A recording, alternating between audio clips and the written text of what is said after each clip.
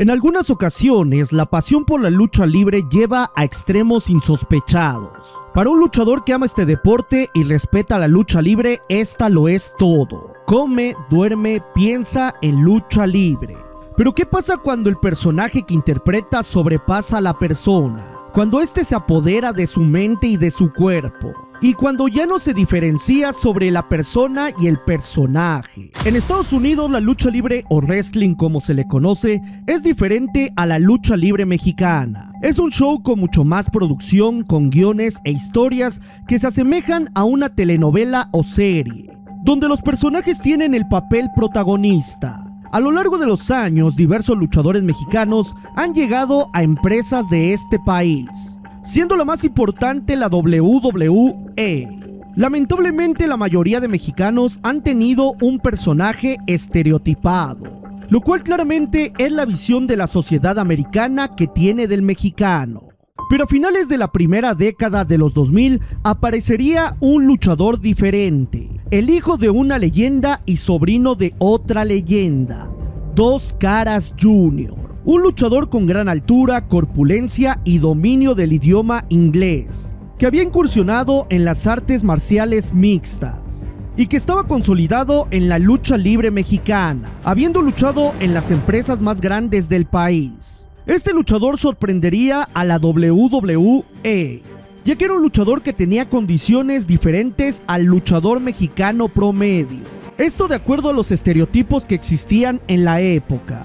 Por lo cual la empresa decidió hacer una transformación y planear la creación de un personaje para este luchador, asignándole un personaje millonario, un personaje mexicano arrogante, soberbio, atractivo y sin humildad.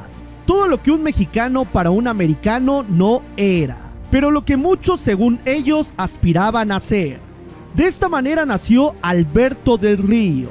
Con este personaje, este luchador fue el más ganador de la compañía, convirtiéndose en el luchador latino en ganar los campeonatos máximos de la empresa, además de ser ganador de Royal Rumble y Money in the Bank.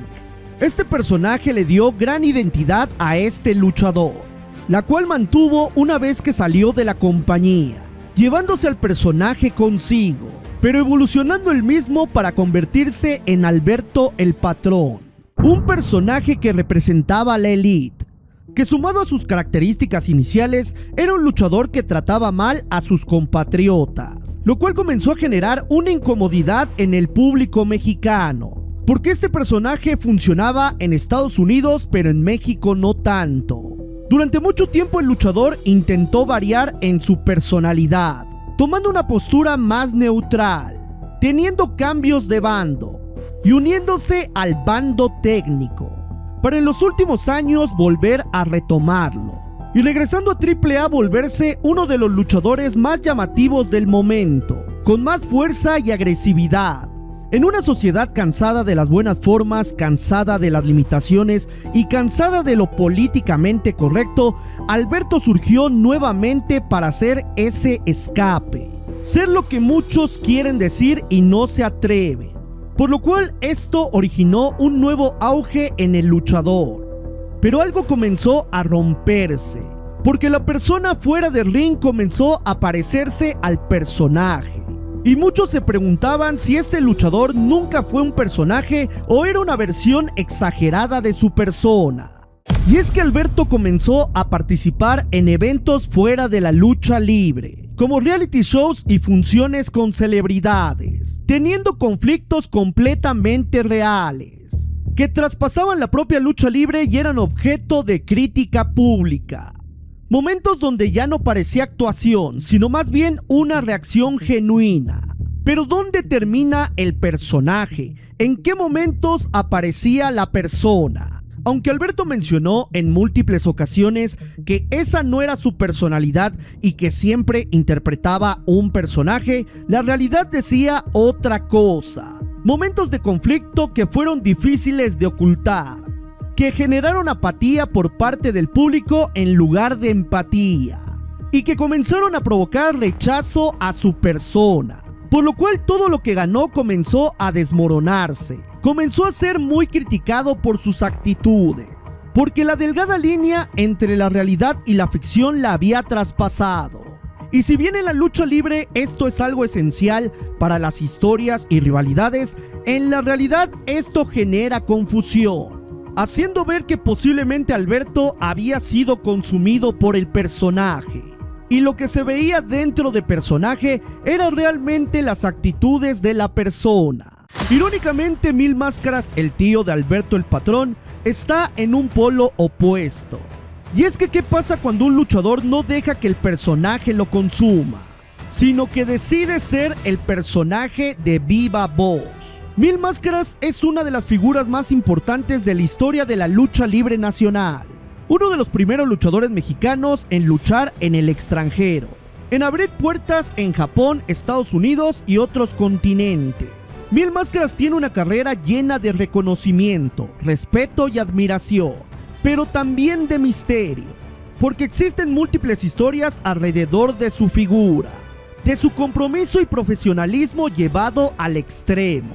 Muchos luchadores han mencionado que Mil Máscaras no se quitaba la máscara para nada, aun cuando estuviera en los vestidores con ellos, llevándolo incluso un poco más, ya que incluso cuando se duchaba o tomaba un baño tampoco se la quitaba.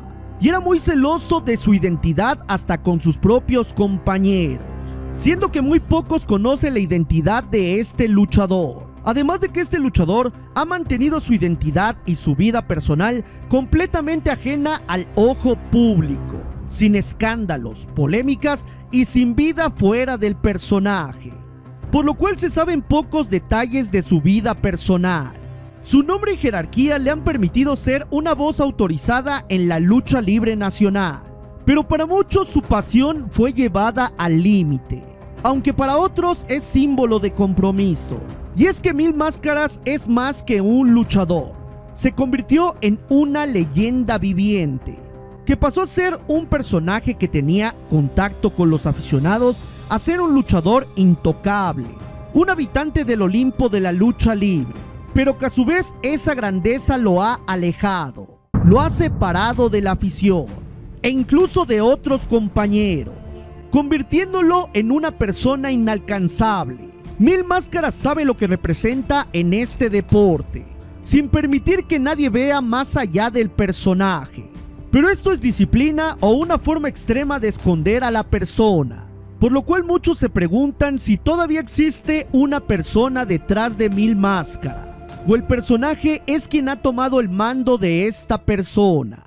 Pero ¿qué pasa cuando un personaje te va consumiendo de poco, hasta el punto que pierdes parte de tu identidad? Atlantis es uno de los íconos de la lucha libre mexicana, específicamente del Consejo Mundial. Un luchador que ha construido una carrera en base a campeonatos y duelos de apuesta. Por muchos conocido como el ídolo de los niños, un héroe para muchos aficionados en su infancia. Por otros como Atlantis Maldad, un luchador rudo muy importante. Pero para algunos cuantos es el luchador consentido de la empresa. Un luchador que no merecía tantas oportunidades, aunque aquellos que siguen la carrera de Atlantis saben que representa los valores de la empresa donde está, tales como el respeto, fidelidad y tradición. Pero sin duda hay algo en la figura de Atlantis que inquieta a muchos aficionados, y es que Atlantis se autorreconoce como un ícono, abandonando en algunas ocasiones la identidad que tiene como persona y viendo las virtudes que tiene como personaje.